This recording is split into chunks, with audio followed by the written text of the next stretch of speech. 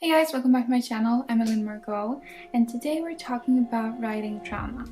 So, if you're gonna torture your character and put them through hell, then you should probably learn a bit more about trauma. To create realistic characters, they need to have realistic reactions to the things you put them through. So in this video, I will be talking about trauma, the symptoms, the causes, and the types of trauma, so that you can give your character realistic responses after experiencing a traumatic event.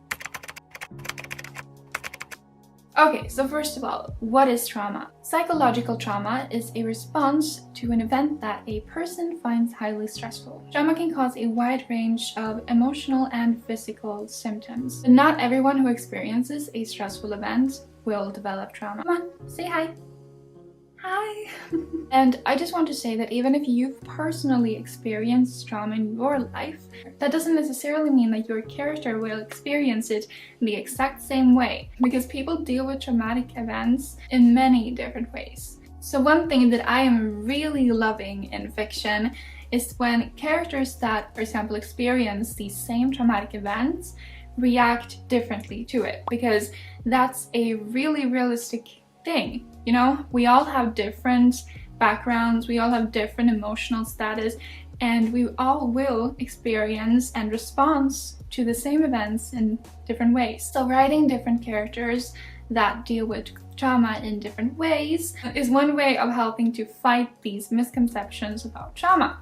Because usually I feel like we see the same exact type of trauma every time it's depicted on, for example, television, and there are so many different versions and so many different causes that the war hero that comes home and develops PTSD, we've seen that 1,000 times, and trauma is way more than that. And I feel like most people maybe don't know what trauma actually is and what causes it. Here are some of the things that may cause trauma: bullying, harassment, losing a loved one, being kidnapped, experiencing terrorism, being in an abusive relationship, serious accidents, natural disasters, robbery, assault or torture, rape, witnessing a murder, surgery or invasive medical procedures, war or concentration camps, childhood abuse or negligence, witnessing or experiencing a near-death situation. These are just some of the causes.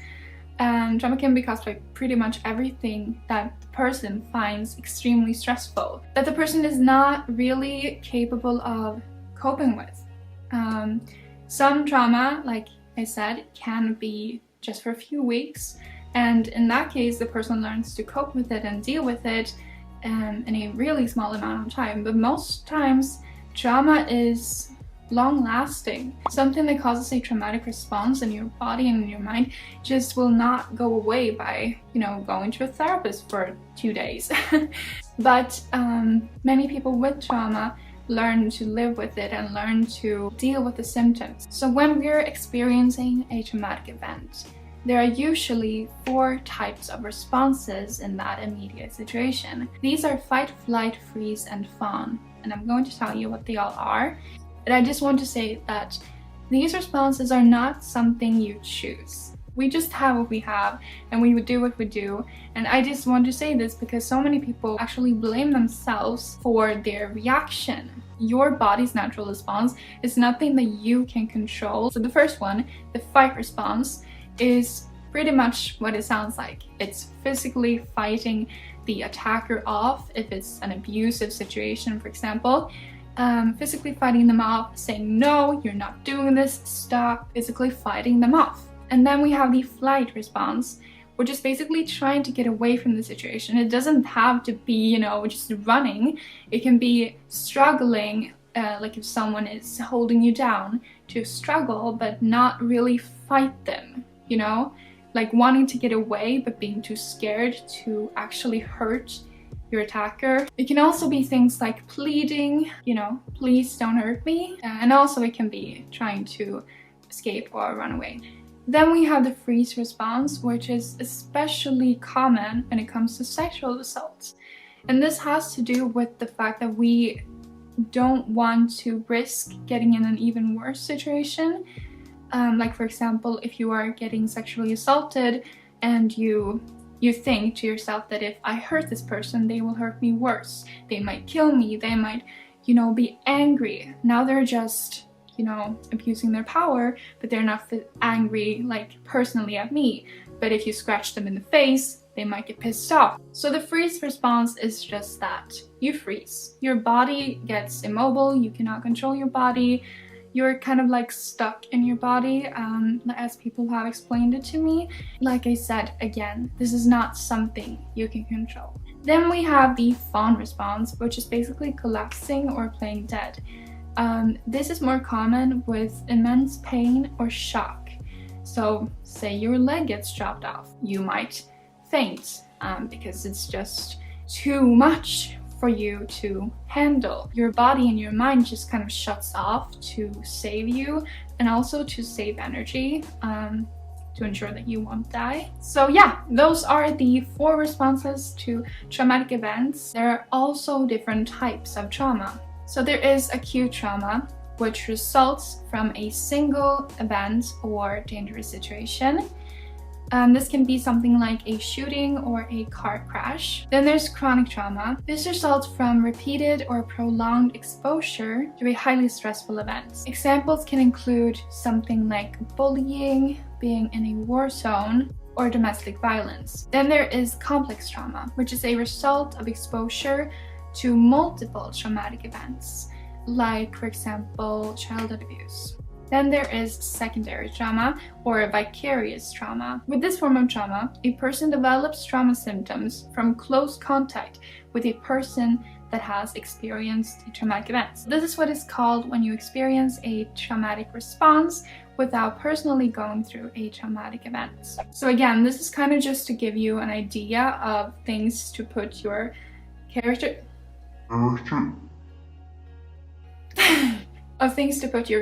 through in your novel or in your script. These are some of the ways people deal with trauma, and these are some of the symptoms that may occur when you're dealing with trauma. And I just want to say that these symptoms by themselves are not a reason to suspect someone has trauma, but someone with trauma can experience some of these symptoms, all of them, many of them.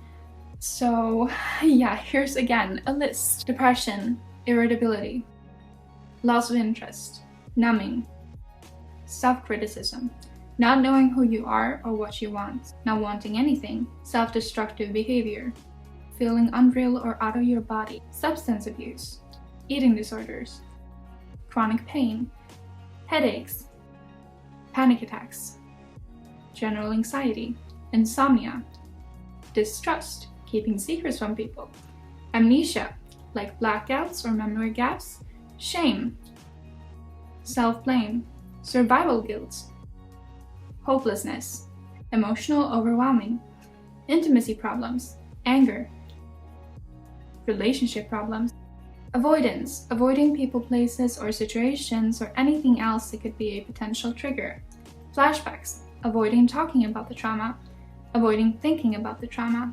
second-guessing themselves, reliving memories, paranoia, denial, low self-esteem, maturing at a young age, pretending to be okay when they're not, putting their feelings aside easily, learning how to sense danger, pushing people away, not feeling worthy or good enough, procrastinating, resisting help, brain fog, fear of good things like success, friendship, or growth, trouble asking for help, scattered thoughts, dissociation, hypervigilance, which means tensing up easily, always being on edge, never feeling safe, shaking, feeling responsible for other people's happiness, craving control, agreeing to things because they don't want to fight about it, feelings of emptiness, giving in to reckless impulses, having negative thoughts, nightmares, aggressive behavior, decreased concentration, and self-harm, which can be things like cutting, burning, casual sex, and hurting yourself physically,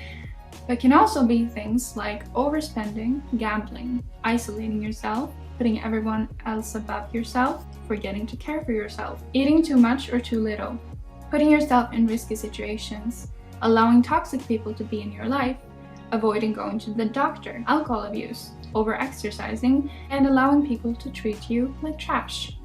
So I hope this video helped you. If you're going to write a character that goes through a traumatic event, make it real and true and help fight the stigmatization and misconceptions about trauma. But thank you so much for watching this video. I highly appreciate it. And if you like my content, then, you know, subscribe because it's free. And in that case, I will see you in my next video. Ha det! Ellie, vad du ska väsnas. Gud! Childhood abuse or negligence? Negligence. Childhood abuse or negligence? Negligence. Childhood abuse or negligence? Brain fog. Gud, förlåt. It's like completely white. Like right there. Just blinding me. This is so hard to talk about, you guys. Oh my god. Oh my god! I seriously am not doing that. I cannot do that. Oh my god. That's scary. Jesus Christ, I'm shaking.